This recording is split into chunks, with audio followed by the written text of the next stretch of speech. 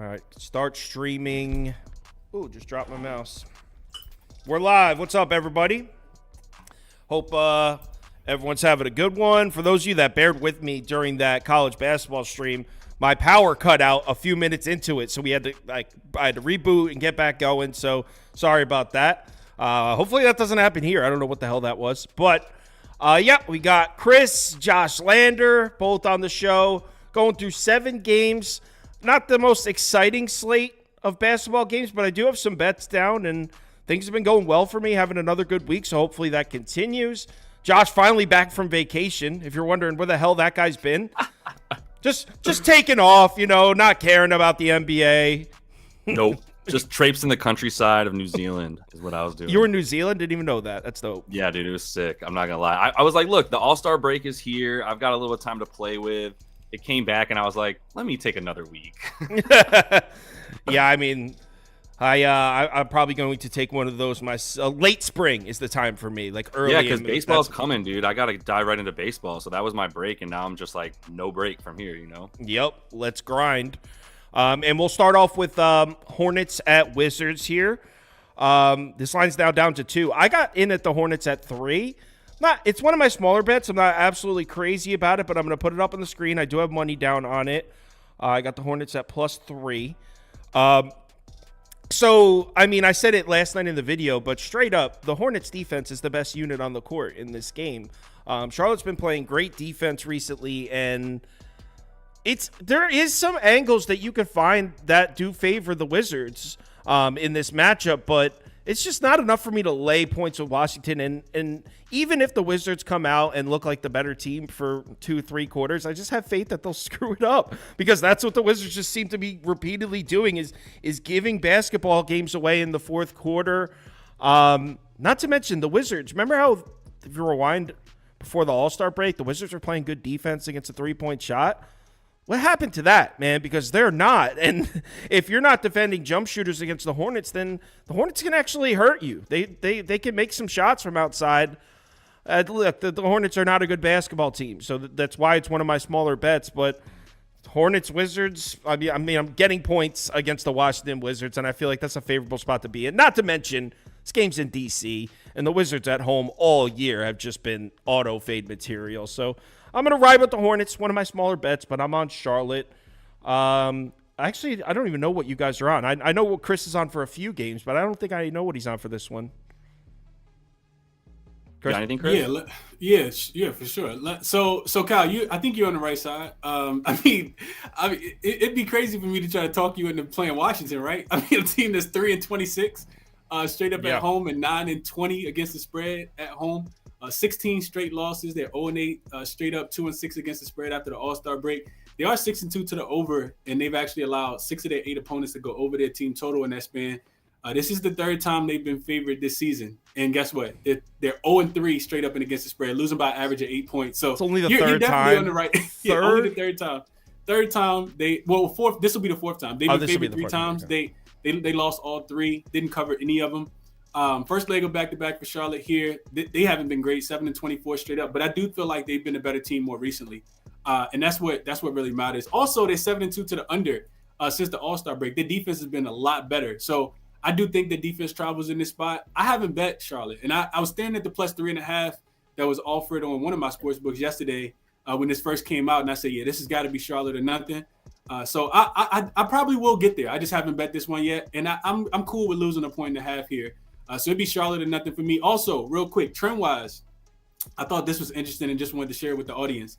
The last 6 times that a team has been favored while losing 12 games in a row, all 6 of them have lost outright. So my God, works for Charlotte as well. And one more thing. If you're on the fence and you're considering Charlotte, maybe I have one thing to push you over, and I'm not trying to talk you in to betting the Hornets here, but the Hornets against fast-paced teams, and the Wizards have now moved into first in pace in the last 10 games, so they're running a faster pace than anyone. The last 2 times the Hornets played teams with fast pace, Hawks, Pacers, 2 outright wins. So the Hornets have done well against those teams that try to push the tempo. Just throwing another dog in the fight there. I'm on the Hornets for light. Josh, you got to move here? Yeah, I got a prop for this one. And I mean, the only reason that I would try to talk you off of Charlotte is because the position that they can't guard is power forward and any kind of big versatile forward that can also kind of shoot. That is pretty much what you're going to get from this Wizards team outside of like Tyus Jones. Like even Koulibaly is, I guess, considered a shooting guard everywhere, but it's like he's not pulling. He's not shooting very much from far away. He's going to the bucket. I'm going to take Denny. I'm just going to say Denny. I'm going to take Denny in this one and not even attempt the last name. 24 Denny and a half Avdia. Denny Avdia. I always said Avija, but people told me that's wrong. Yeah, Denny I was Avdia. actually just trying to get Kyle to say it because I know he's been just like screwing it up hella every time. But also he's from Israel, so sometimes like Avija, sometimes people say it. So I'm just, either way, just a little bit of knowledge for you. But he is going to get boards in this one. That's what I like just as much as anything. I mean, the points have been there for him. He's leading the team in minutes over the last 10. And this is all obviously sans Daniel Gafford. Like that's what I'm looking at here is the loss of their center. And now they don't play a center. It's basically he and Marvin Bagley. I guess you call Bagley a center. Bagley's out tonight. And that's the only other dude who's really challenging Denny for those rebounds down low. Like he's leading the team in rebound chances up about 16, 9 a game. It's at 8.5 for the boards, but he's also at about 19 points a game. And this points prop is at like 15.5. So I'm like, everything just feels low against a Charlotte Hornets team that is worst at limiting rebounds to his rebound profile, second worst at limiting points to his scoring profile. And really overall, when you look at power forwards, they went from the worst team at defending power forwards to even worse at that somehow since the All-Star break, where they're giving up like basically 38 points and rebounds combined to opposing power forwards. So if this dude's going to keep getting 35 minutes like this, like that, he and his type of player scoring on this Charlotte team is the only reason that I would consider it. But I do think Charlotte's going to run with them and be able to pick up their pace too, which has slowed down a lot. Now pick up a bit in DC, and it's just going to be like points. And the fact that the Wizards can't stop anybody when they're in their home building on defense, historically bad, maybe the worst defensive home team ever. You got to take points before you take anything else, but I like Avdia. All right, so you got his over points and rebounds and 10 plus rebounds at plus 130 there at the bottom. So a couple props there. Our community is leaning towards the Hornets, and I expected it to be. I feel like everyone's going to be sitting Hornets or pass here. A lot of people probably passing, to be honest. But I did. I played the Hornets, and you know what? Not that it necessarily means I'm going to win the bet, but I am holding the point of CLV, so we'll see how that works out for me. Let's move on to the next game, hopefully a better game. New Orleans at Philly. Pelicans at Sixers.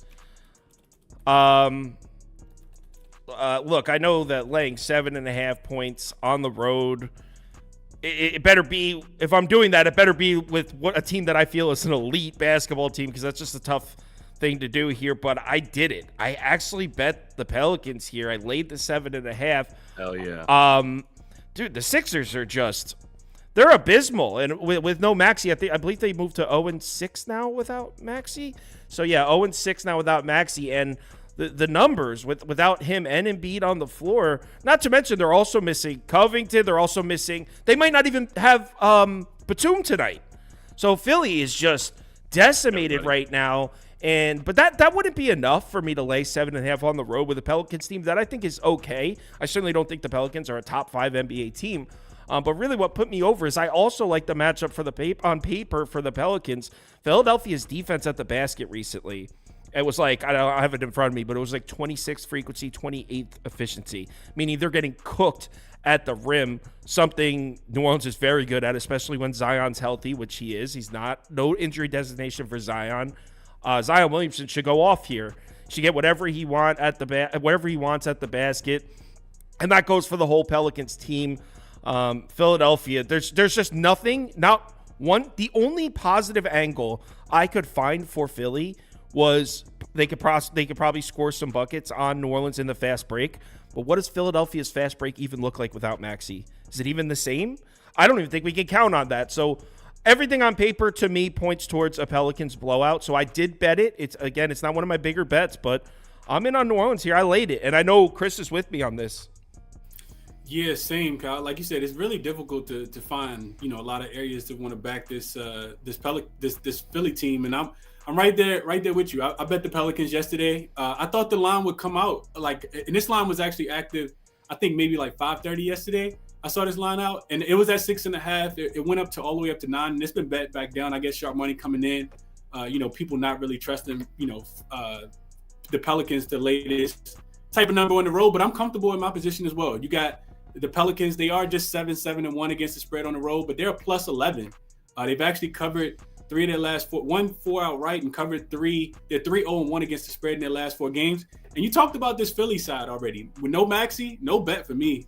You get the Pelicans, no look ahead spot for them. They have 2 days of rest. They're top 5 in offense after the All-Star break, top 5 in defense after the All-Star break. Philly, bottom 10 in offense and defense, and they're fouling a lot. And the Pelicans know how to draw fouls. You mentioned this already, Cal, but 0-6 is Philly. Just 2-4 against the spread without Embiid and Maxey. They're also 5-1 to the over in that spot. They're allowing 120 points. We know that the Pelicans can fill it up. They just went to Toronto the other day and put up 139 points, pretty easily. Philly also just 1-5 against the spread, 2-4 straight up in their last 6 games. So yeah, they're also, last thing I'll mention, guys, they're also in that 0-6 span without Maxey and without Embiid. They're minus 10 in point differential. So if I can get 6.5, I felt like it was a little bit too much of a bargain. I did lay the 6.5 with the Pelicans in this spot. All right, both of us on Pelicans, and I'm glad you brought up the rest, because I forgot to say that Pelicans, one of the best teams in the NBA when rested, and they're coming into this game on 2 days rest. And if you're into look ahead spots, this is razor thin. Sixers do go to Madison Square Garden to play the New York Knicks next, which obviously Philly, New York, that's their rival. Now, the current state of the 76ers, I don't think they're in any place to even look ahead to anything. I think they're just like trying to grasp at whatever rung of the ladder they could get at this point. So I don't think that really applies, but I thought it was worth mentioning. I know Josh you even put it in a tweet, Trey Murphy. Yeah, and I got I did hit the Pellies minus 7.5 last night. Just missed out on the 6.5 because I was putting a video together like an idiot. Same. Betting first. Same. But lesson learned there. And then by the time I went to hit the bet, it was 7.5. But I still hit it, and I did think that if it got too high, that it would get bet back down, because I can see there is no such thing as a letdown. But for Trey Murphy, I went with him kind of against the grain. I think a lot of people are going with Zion today because of how weak Philly is down low, and I totally get that. The thing about Trey Murphy is he's going to keep shooting those corner threes.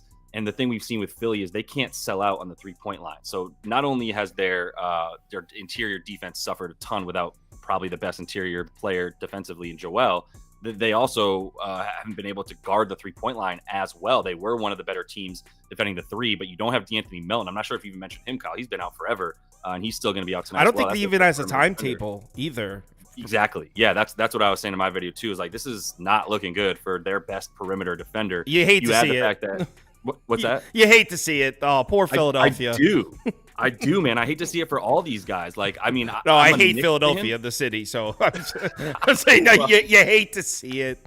You hate to see it. You listen, man. You're never gonna get over booing Santa Claus. You don't get past that. So, and yeah, they're the worst. I gotta put them up there with the Boston fans. Come at me if you want, but this is brutal fan bases. Either way, the thing for Trey is like he's shooting 9.5 threes, almost 10 threes a game over his last 10. He's really risen up to like the third most important offensive player, at least the third most used. He's got the third most minutes, third most shots, third most points. He's really just behind the two, alphas for that squad, but he's kind of taken over as the guy that's shooting way more than CJ McCollum. And say what you want, Philly's been a little bit better above the break defending the 3 than they have the corner, where I think, this team takes the most corner threes in the league. And a huge part of that is he and Herb Jones. I didn't have the stones to take Herb because he's only shooting like 3.5, maybe 4 threes a game. I didn't really want to have to depend on him to keep shooting. He's at like 57% from deep over his last 10. So there's a negative regression coming for this squad at some point. I just couldn't take it today without Tyrese Maxey or any form of offense for this Philly squad. I like it. I didn't even realize that Trey Murphy's 3-point attempts have been, would you say 6, 8, 10? Like, that's crazy. Yeah, 10. Yeah. He's been launching.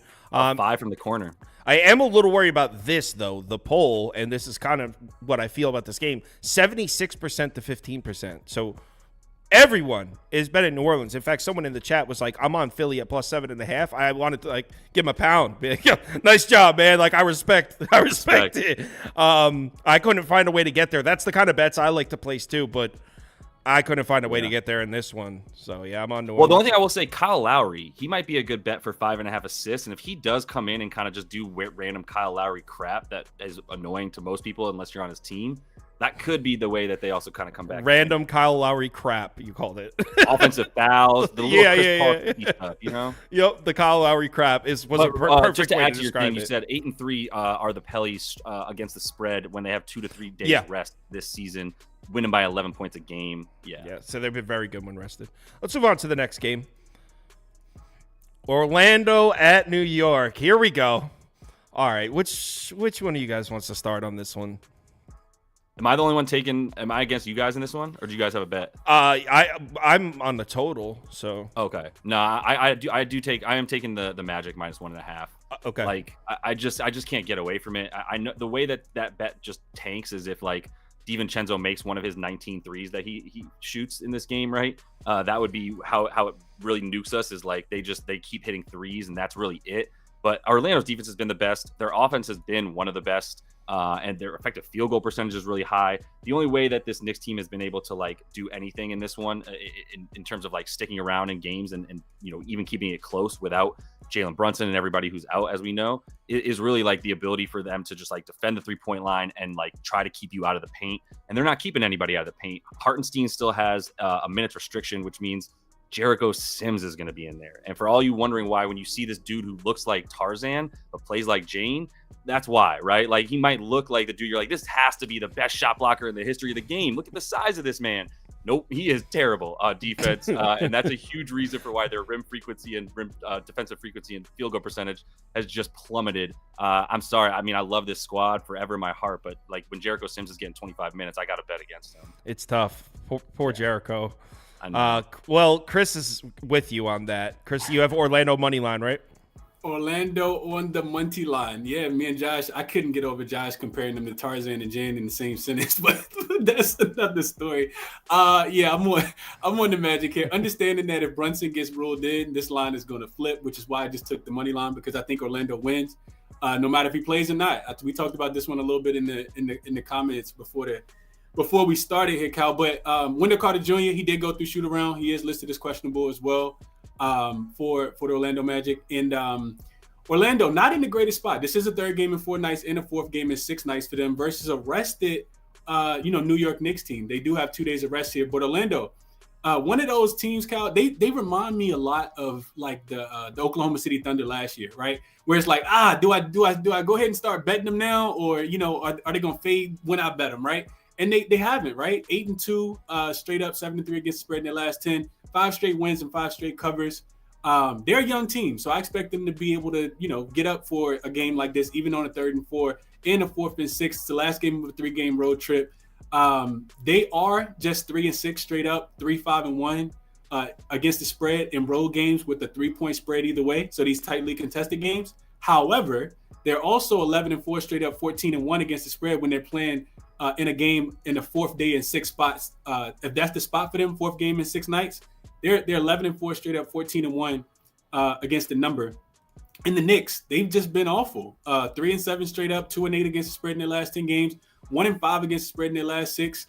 The other thing I looked at was the revenge factor. I'm big on revenge factors, Kyle. I don't really like to fade teams when they are about to get swept for the season series or, something like that. Orlando has won and covered all three games. They're also 4-0 straight up and against the spread in the last 4 meetings dating back to last season. One of the things I looked at from a league-wide perspective, so looking at road favorites that's won 3 straight in a head-to-head matchup and they're looking for a sweep, this season, they're actually 78-33 straight up.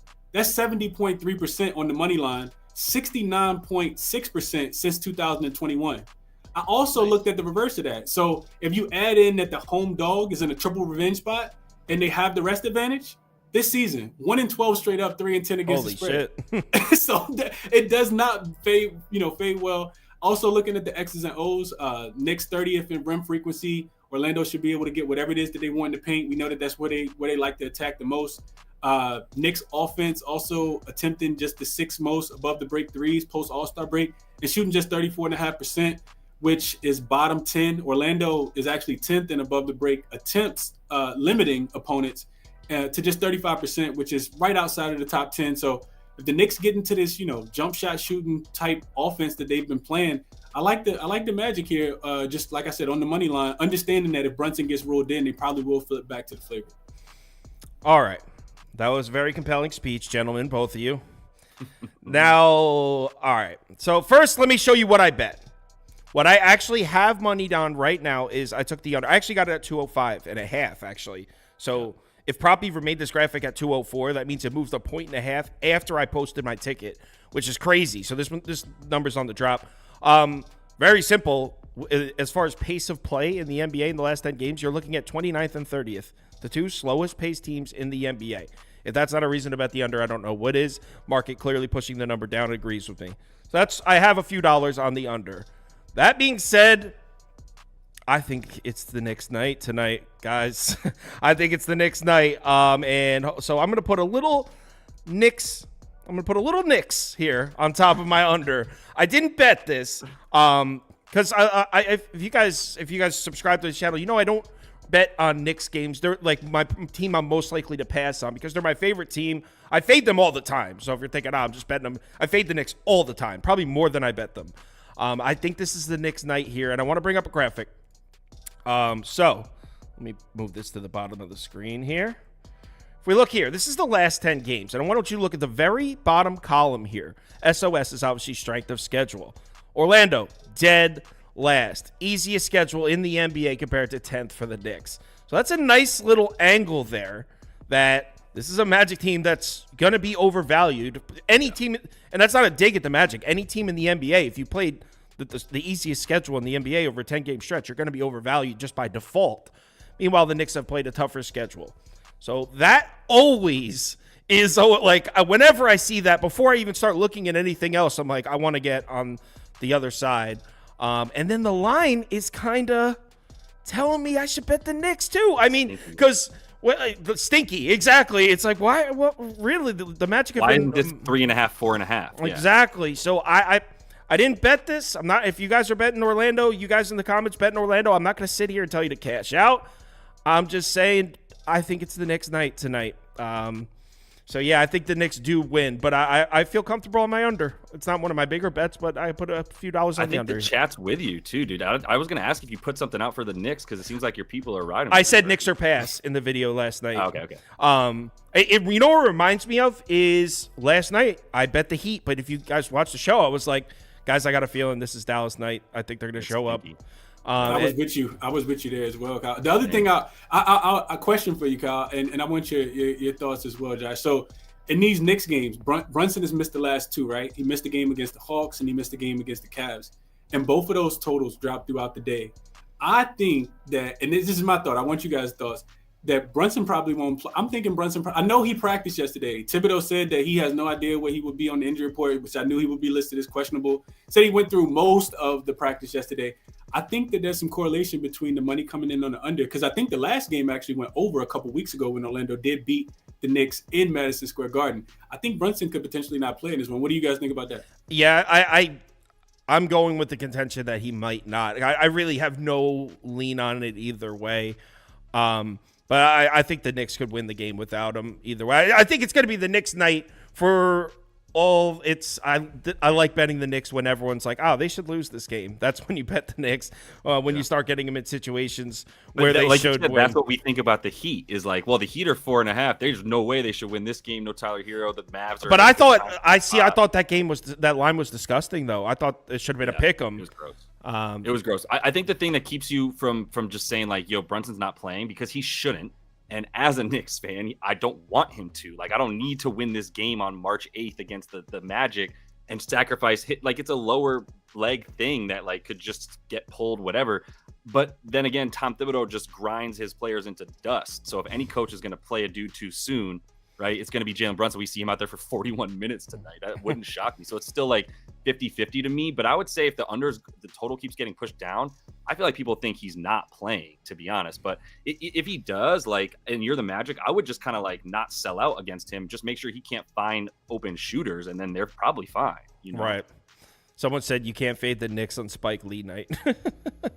It's not Spike Lee night. How do your people know what the night is? It's not. It's a running joke in my show. Like people. All right, cool. Because someone got us once. Someone That's goes, hilarious. we were talking a Nets game, and someone was like, you guys are really fading the Nets on Jay-Z night. And he got us all. We were all like, fuck, is it is it Jay-Z night? Like, we didn't know. Like, he got us. And ever since then, people, whenever. Okay. It's become a pretty hilarious running joke. Yeah. I've heard that it was 50 Cent night. Yeah, well, 50 Cent. I'm messing with you. No, they did that for one of the games. It was like, it's 50 Cent night. That was another did one. That at MSG? The original one was Jay-Z night in the Nets game, and it got all three of us on the show. We're like, shit, it's Jay-Z night. I didn't even know. So good. It was. They got us. All right, so we got Timberwolves plus 2.5, Cleveland minus 2.5. This is probably the only game where I really got nothing. I know that Chris has a play on this one, so let's pass him the mic. Chris, you're on Minnesota, correct? Yes, I am on Minnesota. This was a difficult one. I will say that. But Timberwolves. So first off, I know Anthony Edwards was downgraded. I actually played this before. He got downgraded to questionable. After checking the injury report, though, right? Like I went back and looked at the beat writers, and he was asked last night. Was he sore? Because he did lead a game twice yesterday against the Indiana Pacers for a wrist and for an ankle. And he was like, yeah, I'll be ready to go tomorrow. He said, I'm extremely tired, but I'll be ready to go tomorrow. So I expect him to play in this spot. I think Minnesota has, just listening to those interviews yesterday, they have a lot that they want to prove, especially without having Karl Anthony Towns. This was something that not only Anthony Edwards spoke about, but Naz Reid did as well. So second leg of a back-to-back for the Timberwolves. But they're a relatively young team as well. They're 7-2 straight up in back-to-backs this season. And they're 7-3 straight up and against 7-3 straight up and against the spread in the head-to-head matchup as well. They've actually been the sixth best in point differential on the second leg of back-to-back games, and they're number 3 in opponents' points scored per 100 possessions. They've won and covered 6 of their last 7 on the road as well. So all of those reasons are really good reasons to back the Timberwolves. They've also, like I said, dominated the head-to-head matchup. Timberwolves are also 3-0 straight up without Karl Anthony Towns in the lineup. So I think that they, come to play for that reason. And the Cavs, while it's not a second leg of a back-to-back, it's still a third game in 4 nights and a fourth game in 6 nights for this for this Cleveland Cavalier team. Only 1 day of rest in between. They're 4-5 straight up. You also get them without Donovan Mitchell. You get them without Strus. You get them without Evan Mobley. And I looked into that. They actually a minus 9.1 in point differential without those 3 guys on the floor. The defense drops off a cliff. They're giving up 126.8 points per 100 possessions. Cavs, when you look at it from an X's and O's perspective, they're shooting the second most non-corner threes after the All-Star break and the 8th most threes overall. Minnesota's actually number 1 in non-corner 3 defense and number 2 in opponent 3-point defense overall after the All-Star break. So I think that they can get the job done without Cat. I need Anthony Edwards in there, of course. But I'm just going to take the healthier team. I know Cat's missing, but I'm not laying with the Cleveland Cavaliers without Mobley, without Strus, and without Donovan Mitchell. I think Timberwolves are the right side here. And your last sentence sums up exactly how I feel. Like, who do the Cleveland Cavs think they are laying points right now? Like, the reason this game was challenging for me is because I think I kind of have both these teams. I don't want to say like on a fade list, but I think both these teams are slightly in the overvalued department. So I'm not jumping at the opportunity to back Minnesota on a back-to-back after Anthony Edwards drops 100 points or however many he scored last night. But there's no way Cleveland laying points right now, the way they've been playing, not just the way they've been playing, but the current state as far as injuries, there's no way. But I don't think I'm going to put Minnesota up there because I agree with Chris, and that's the way I would go. But I very seriously doubt I end up with any money on this game just because I really don't like the spot for Minnesota at all. So it'll be Minnesota or pass for me.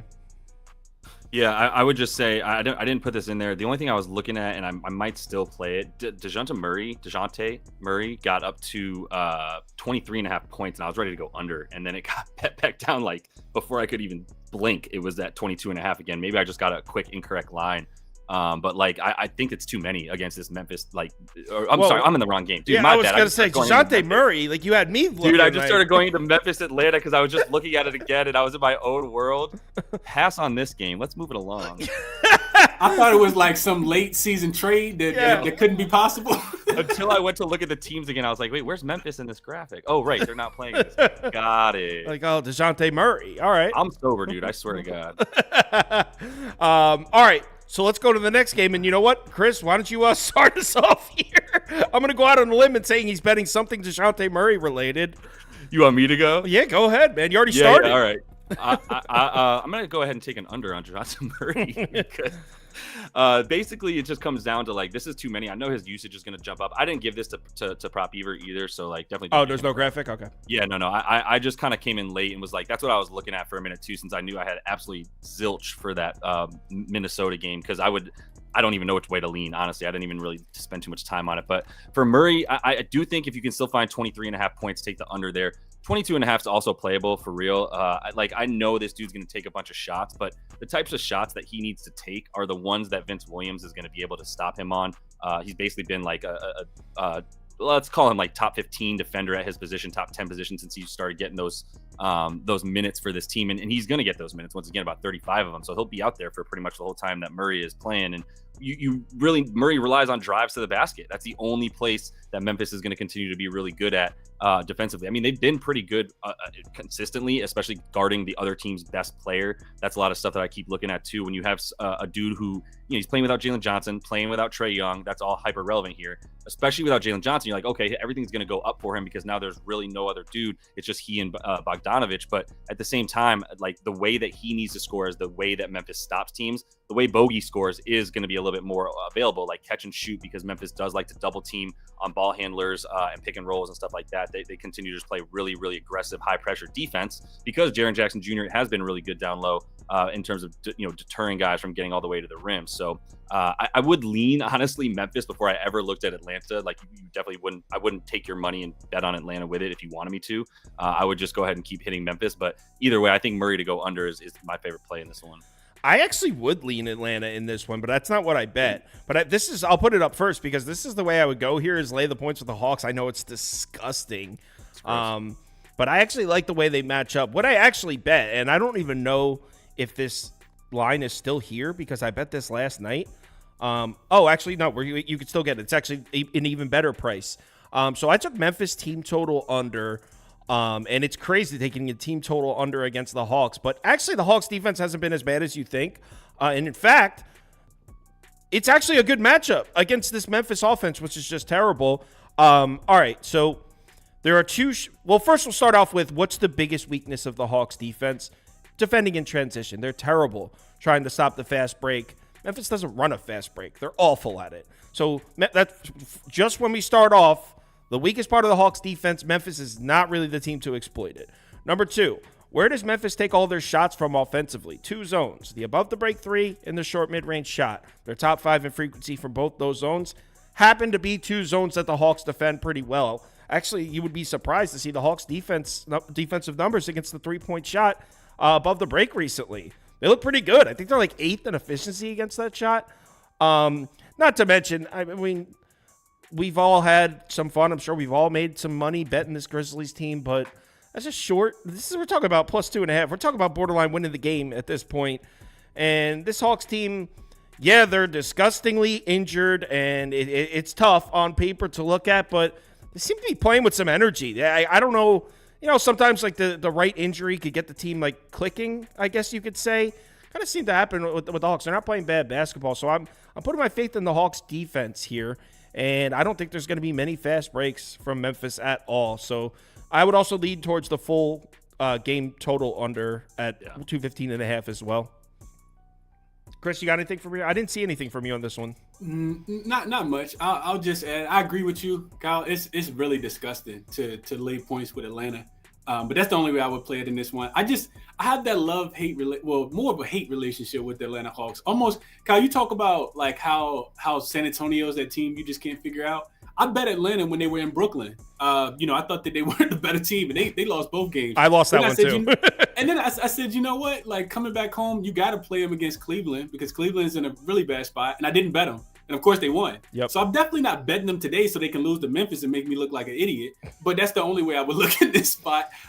You look at Memphis in these small points spreads, and they actually just 1-4 straight up when they're at home as a short dog. So they haven't necessarily won. When you say short dog, what points? 3 points or less. So 3 or so less. When you need it, right? So when you need them to win, they don't win in a 1-possession game. Now they do cover. We know that they've been covering machines. I think they're 7-3 against the spread in their last 10 games, but it feels like Atlanta should be able to go in and still, get one here. The thing that really kept me off of it, though, Kyle, not making it a bet, not even a small one, was that Jalen Johnson is not going to be I there. know. So I don't like that. Of course, Trae Young's not going to be there. No Yeko Kongwu. Yep. Clint Capella's taking a huge step back this season. I'm just not sure if I'm going to be able to trust this Atlanta team. What I do think, Kyle, this is a big Bojan Bogdanovic game. I think that he should absolutely go crazy in this one, especially with what Josh was saying about, under for DeJounte Murray. I think he has a big game in this one.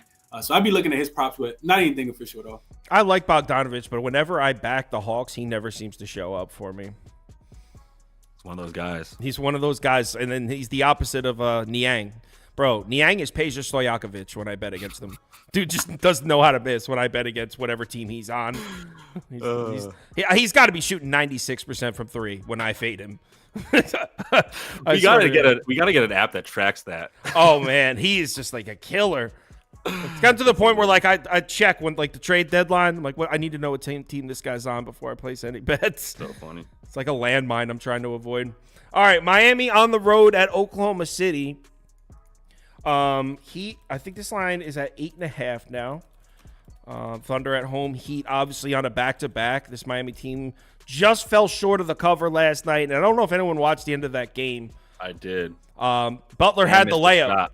Bam. Oh, yeah. But, yeah, to actually lose the game. That's how it happened. But I'm talking about the very last possession when the game is basically over. Jimmy Butler gets the ball. There's like 6 seconds left. He dribbles in. He can lay it in to finish the game at 4. But instead of taking no one even guarded him. Instead of taking the layup, he kicked it out to 3, which made sense because in order to win the game, they needed a 3, even though the game was pretty much over. It was the drawn-up play. That was the drawn-up play, was getting in the corner. Yeah. Right. And honestly, it would have been silly if he laid it in because everyone would have been like, what are you doing? Are you just trying to cover? Yeah, you need 3. Right. Yeah. So, but like when you're watching that night, Heat plus 4.5, I was like, oh, we got it. And then he kicked it out. Oh, man, heartbreaking. So anyway, either you guys have a move in this one? I bet the under, and I was right there with you. I actually got the Heat at +5 yesterday. Feel like a super square. What an idiot, right? Just taking the Heat +5 after they won. I knew it from the beginning. I watched that too as well. I lost that right there with you. So, but yeah, I'm playing the under in this one. Miami has trended towards the under on the road, and specifically in this spot. OKC has been really good defensively at home after the All-Star break. So second leg of the back-to-back, like you said, for Miami, they are 5-4 straight up, 4-4-1 against the spread when they're unrested. They only a -4 in point differential. So it does feel like this 8.5 number is a tad bit too big, and Miami should be able to cover. So I do kind of lean their way. They have actually the Miami Heat have actually won and covered their last 3 as unrested on the road as well. They're 6-3 to the under in this spot. 4 of their last 5 games have actually gone under in this spot as well. In fact, unrested on the road, they're 5-1 to the under, and they're only averaging about 206 points total so far this season. The Heat also, when you look at them from a season-wide perspective, 14-5 to the under as road dogs this season. That's 73.7%. 3-0 to the under when they're unrested road dogs, with those games totaling about 205 points.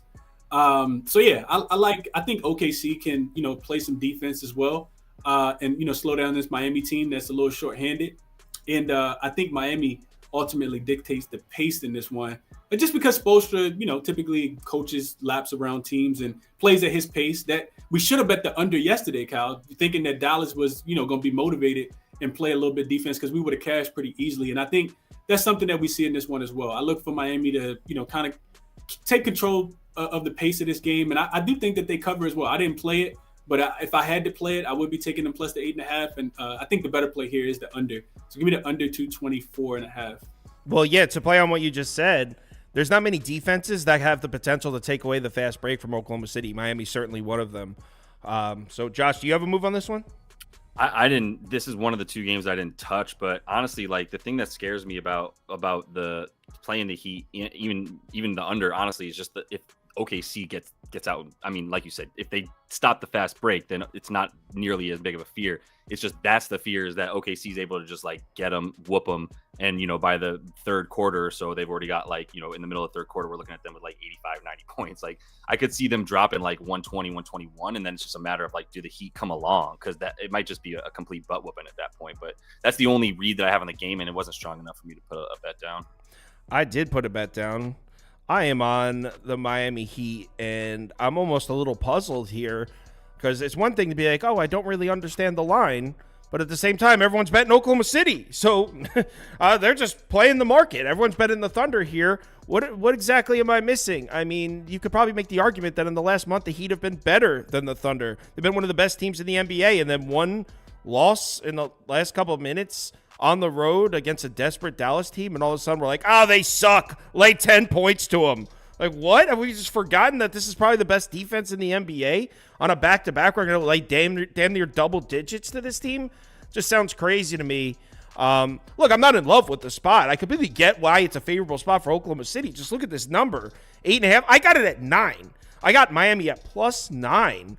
That's just crazy. You could make, and I'm not making this argument, I'm just saying you could make the argument that if you just use numbers from the last 10 games, that the Heat have been the better team outright than the Thunder, let alone lay 9 points. I mean, I'm not saying that definitively. I'm just saying you can make the argument. I mean, like here, I'll pull it up right now.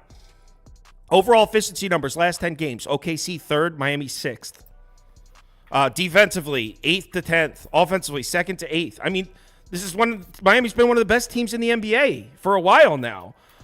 So the idea of laying 8.5 points to that team with that defense is just crazy to me. So yeah, I'm definitely on the Heat. I actually took a little bit on the money line at +310 as well. If we're being honest. Kyle, real quick, devil's advocate. While I agree, and I'm probably gonna get that. I see a +9 out there as well, and I'm probably gonna add that. Devil's advocate is the opposite. The Thunder, when they are facing a rested team, when they're facing an unrested team, so they're catching these teams on second leg of back-to-backs. 8-1 straight up, 8-1 against the spread. The only one that they didn't cover was the one that they lost outright to the Pistons about four Sundays ago when they just got smoked in Detroit. But outside of that, they have done really, really well when they're getting these unrested teams. Now, Miami is not the typical unrested team. At home, 4-0 straight up, 4-0 to the over. 4-0 straight up, 4-0 against the spread as well. They're winning by average of 24 points per game. So that's probably why the money's coming in on OKC. But I would lean with you, and I'm probably going to get there +9. Yeah, and I mean, on paper, I like the matchup for the Heat as well. As Chris talked about before, Miami, one of the best fast break defenses in the NBA. Perfect matchup for Oklahoma City. Perfect defense to slow them down. Actually, I have it open. Why would I speculate? Miami against the fast break. 5th in efficiency against a fast break on the season. Miami also has been protecting the basket at an elite level. Oklahoma City likes to score in there. They've been playing great defense against the three-point shot. I like the matchup for the Heat on paper as well. So it's a bad spot for the Heat, no question, but this number's just inflated, and everyone seems to be coming in on the Oklahoma City side, so I'm happy to take a position on the other side there. Is there a chance Oklahoma City blows them out? Of course, but pretty comfortable on my Miami Heat side. And, Josh said you didn't like this one. Yeah. All right. 44%, 44%. The community is split on that one. It looks like 44-44, dead split. Two more games. I'm sorry. We got Bucks at Lakers, and it looks like someone commented before saying Lillard questionable. Let me go check to make sure that's. Yep, Lillard has been downgraded to questionable. Just crazy. Get out of here. Yep.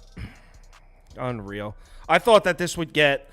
The NBA really did a good job this year with the injury reports up until the All-Star break, and now it seems like they're regressing when it's supposed to be the other way around. It's supposed to get better. Yeah. So I'm going to run the poll at -1.5 for Milwaukee because that's where I think the line currently is, but this line's kind of been all What was the reasoning for Dame? Oh, I don't know. I didn't text him. Just going by. Well, where'd you see that info? Rib. It's a rib thing. He was getting ribs for lunch. No, yeah, ribs. Damian Lillard, rib, now listed questionable 1 hour ago.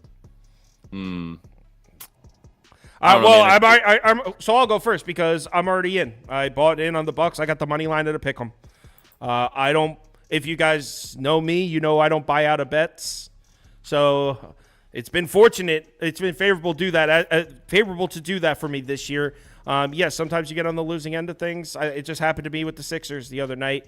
But I have a strong theory, and I think it's pretty backed. It's backed by some pretty good math that sports books are never going to offer you a cash out that doesn't help them, that isn't favorable to them. If you're, I'll do the quick analogy that I always do is if you say you bought in Bucks -1.5 at -110 for $100, your ticket's worth $100. Dame is ruled out. And Bucks are now +2.5. Your ticket's still worth about $84. They just have a less chance. They can still win, and then the books will offer you a cash out for $60. And you'll be like, oh, I only lose 40, and you'll take it even though you're losing value. They'll always give you they want you to. They wouldn't offer you something they don't want you to take. So I don't cash out. I'm on Bucks money line, letting it ride. They've been the better team too, by the way. Cal, same. I took him +1.5, just not understanding the line yesterday. And I need Damian Lillard to get his ass in. He better play tonight because I think that they'll need him. But I mean, you get the Bucks off that embarrassing loss, right? First, Golden State was coming off the 50-point loss. Now you got the Bucks coming off a 35-point loss. So that's all the motivation I feel like is needed here. They're 6-1 straight up and against the spread since the All-Star break, +9 point differential.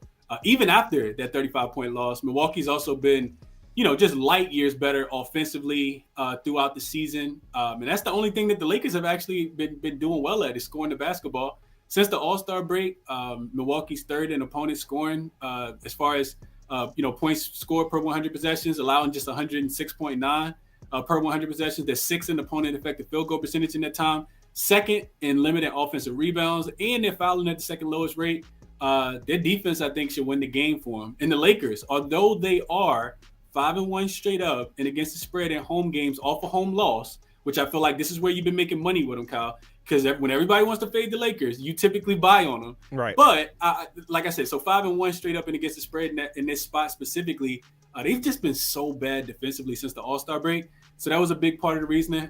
Just 4-4 straight up, 2-6 against the spread. They have a 121.2 points allowed per 100 possession rating, which is the third worst. They actually rank bottom 5 through 8 in opponent offensive rebound rate, opponent effective field goal percentage. They're not forcing turnovers.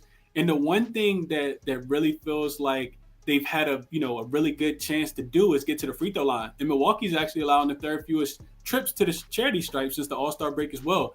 Looking a little bit deeper, I looked at the Lakers with D'Angelo Russell and Austin Reeves in because those been the guys that's been starting at guard. And those are the two guys that can't guard anybody. So I wanted to look a little bit into that. The Lakers actually have a defensive rating of 116 on the season.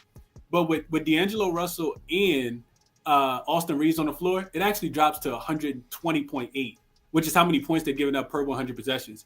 LA's been, attacking the rim at the second highest rate since the All-Star break. Milwaukee won't care. They're right outside the top 10 in rim defense. Bingo. Lakers second most shots come from the mid-range. Milwaukee's top 3 in mid-range defense. All mid-range defense after the All-Star break. And even from a season perspective, the Lakers are just 14-18 at home. The Bucks have historically been good against the Lakers in LA specifically. They've won 3 straight and 4 of the last 5 as well. So I think after that loss, even if I think Dame does play, and if he doesn't play, I like the under a little bit more. Even though 4 points, even though it has dropped about 4 points, I like the under. But I think that they win the game. Like I said, I got Milwaukee at +1.5. Really not understanding the line yesterday. And we also got to remember, LeBron limped to the locker room in the last game. So I know he's always questionable. He's been questionable for the last 4. But he might really be questionable this time. Right. He might really be questionable in this game. So give me the Bucks. I like the money line, but I took him at +1.5 last night. Yeah, I got on the money line as well. And I'm glad you brought up the shot zones for the Lakers. And I talked about that last night. If I'm not trying to step in front of these Bucks right now, they've been playing really well. But if I am going to fade the Bucks, it better be with a team that can shoot the 3-ball, man, because that's the only weak spot of this defense, and that is not the Los Angeles Lakers. So just to even tack on more to the matchup advantage for the Bucks. Oh, and Bucks defend the fast break well too. Josh, are we all kind of on the understanding that like we kind of think Dame's not playing because when you get added to a report this late, kind of feels like I don't think there's even any patterns to go by anymore, man. Like, I don't know. That would be the only one I feel like I could rely on a little bit, is like if you're out and then you this get added in the late. game. Usually that means you don't play. Yeah, I mean, I it's get not it. like you were, exactly. If you got added late, that's kind of the thing where it's like, oh, now you have no time to figure it out. But I mean, my bet is a player prop for this one, because I actually was looking at the total. I loved it at under 236.5 where it opened, and I lost that value, and it just went straight down. Now it's at 230. That's got to be heavily based on Dame, but I got Malik Beasley at 10.5 points. That's at 12.5 now, because there seems to be an understanding that he's going to get more shots without Dame, which I think is legit, but he averages the same amount of points with and without Dame this season. It's a small sample size of like 5 games. So, I mean, I didn't really take this based on Dame not playing at all. So that doesn't really matter. The logic would tell you it's benefited from it, especially because now I've got some CLV. But more importantly, like, it's a dude who I like taking guys when they're sort of on a negative run, and you got to take them to turn it around, right? Like, one of the things to keep in mind for anybody that's kind of new is, like, if you see recent numbers and a line based on recent numbers, that's what the book wants to do. There's a reason they're handing, like, DraftKings and all these people are like, look at all these recent stats. Like, why do you think they're giving you recent stats? Because they want you to think that that's the only thing that matters. For me, I like going the other way on it as much as I can. And I look for these spots where it's like, what are the Lakers really, really bad at defending? The corner three and the above the break three. I mean, the three, right? Like, they've been losing points at the 3-point line for the last couple of seasons. And that's been a huge part of their Achilles heel, and why, they aren't, I mean, I guess they made it to the Western Conference Finals last year, but either way, like, that's why they aren't seen as serious of a contender at times, is their inability to not only defend it, but also shoot from it. So I get the Milwaukee bet based on that, if Milwaukee's going to hit threes in this one. And I'm expecting Beasley to do that. Like, his volume hasn't dropped. If he's still taking the 10 shots a game that he's averaging pretty much on the season and over the last 10 games, and he needs to get 11 points. The Lakers, the only thing they do well, really, I mean, not one of the main things they do well is they don't let you get to the free throw line, but that's also not a place that Beasley really relies upon. He's going to take one step in, take that shot, or take a floater if he's not taking that 3-pointer, of which he's taken 7.5 threes this, in the last 10. So I got to assume he's going to hit at least 2, hopefully 3, and then we're good to go. Dude's asking how much for a prop Ever signed basketball. Throw a number out there. I'll let him throw a number out there. I don't know. Hey, buddy, if you got to ask how much it costs, you probably can't afford it. Yeah, prop Ever signed ball. His first autograph. 62%, 31% in favor of Milwaukee. All right. Does he want prop Ever the basketball analyst or the cinephile? Probably both, one and the same. Houston at Portland. We got the Rockets on the road in Portland here, and just really fitting to finish up with just a complete garbage game after going through a couple good ones. Doo-doo bowl. I'll tell you straight up. I'll let these guys go first, but I will tell you straight up, there's no shot in hell I'm laying 5.5 on the road with the Rockets. I know that. Maybe these guys could talk me into something, but there's no way I am on the Rockets here. Either you guys have anything for this one? You go for the only thing I'll be quick, Josh. The only thing I'll say is I'm right there with you. I'm right there with you. 6 and 24 straight up are the Houston Rockets away from home. That's 80% of the time they don't even win the game. So definitely not laying the points. They have covered 2 straight against the Suns in both of those spots. So I guess I kind of understand if you got the best of the number when it opened yesterday. I think this was like 4.5, something like that.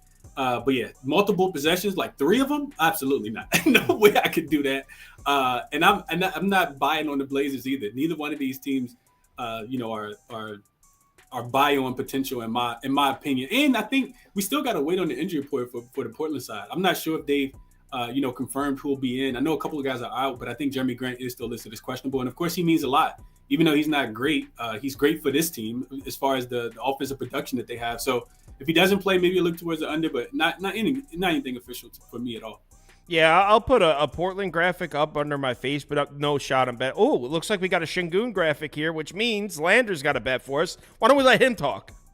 Well, I mean, my thing is DeAndre Ayton's not playing. And now you're talking about Duop Reith, old Stone Feet, I think is his nickname in high school, has to guard Baby Jokic, right? And like, I used to get on people for calling him Baby Jokic, but then I watched him this season, and I'm like, oh, that's like his comp. Like, that's the dude that he looks like when he's playing, with a little bit less height and belly, but like still a real strong dude, real quick around from basically the foul line in. And so without anybody to guard him, I got 15 points. I really like the boards here as well. 10 plus boards. It's a bit high, like 11.5 as the core line, but I just dimmed both those down a little bit. And I had to add the Houston money line in there to get the plus 108. Now, the way that this bet gets completely screwed is like the Blazers. I mean, basically Anthony Simons hits like 9 threes, right? So like, I'm just going to go ahead and feel like they're still going to pull it out. They are way better in the clutch than the Blazers, who won't be without Malcolm Brogdon, or as I call him, the adult in the room for that squad, as the only dude that you trust at the end of games.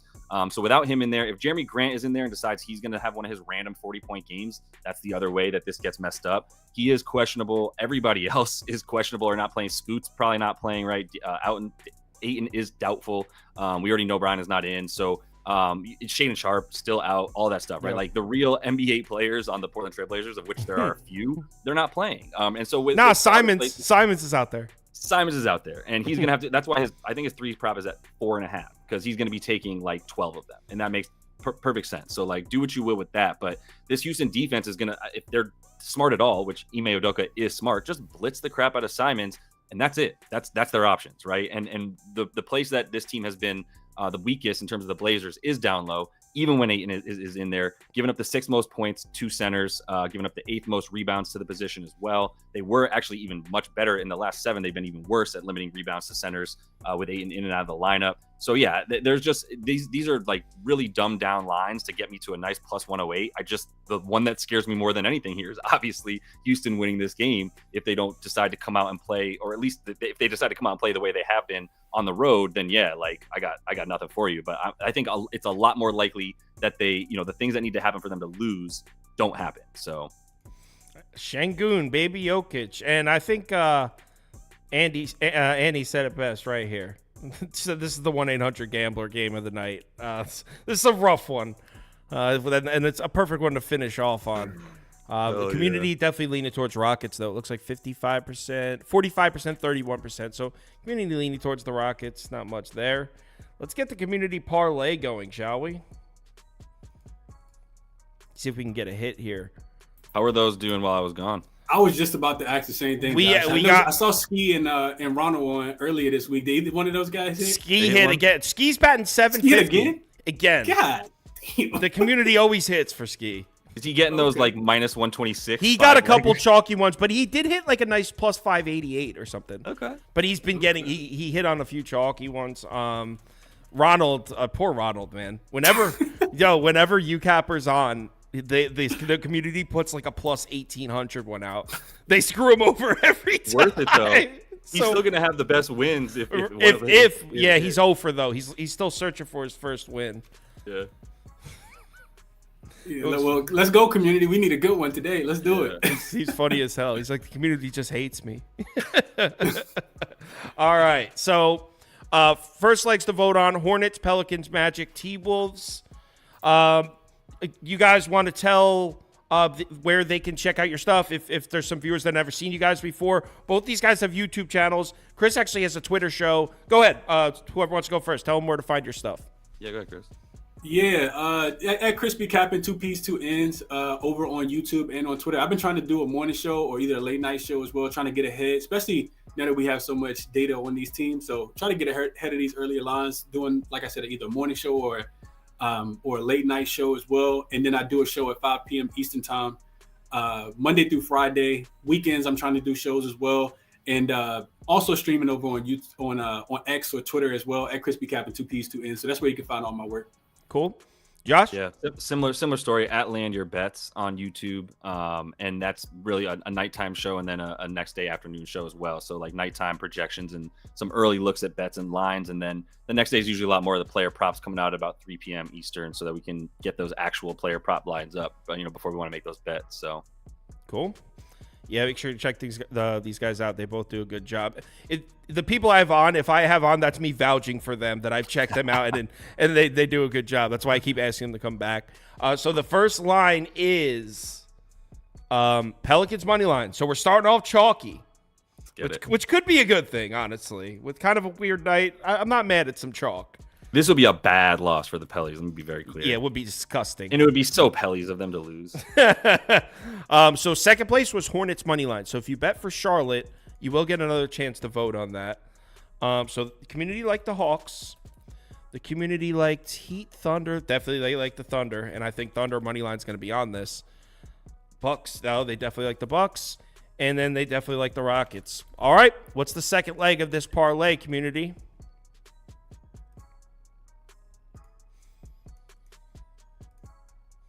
Yeah, Skis, for some reason, I think it's 3 out of 4, and we even we're joking around, like, oh, it's not going to miss because Skis on, and then the shit hit. I did get him, though, on Kings Lakers. We had a head-to-head. We had a duel on the show, and the Lakers went up like 19. I got him back because he got me on the previous show, so we have a little rivalry brewing there. Looks like Thunder money line is going to be this one. I'll give it another few seconds, but yeah, we're going really chalky here. Community just want to win. They just want to win, guys. Just want to put a W up, man. Yeah, let's get some cash going to the weekend. Right. It looks like it's Thunder money line, so we're starting off very chalky. Pelicans money line, Thunder money line. Now the second place finishers: Hornets, Magic, Bucks, Rockets. Hornets, Magic, Bucks, Rockets. So Hornets money line could be a potential dog that makes it. Bucks also wouldn't be the worst payout because they're very short favorite. Same with the Magic. So really the Rockets money line is the only chalky selection left. So should get a decent. When do you break out a sports book to get the odds ready for me? Yeah, I got you.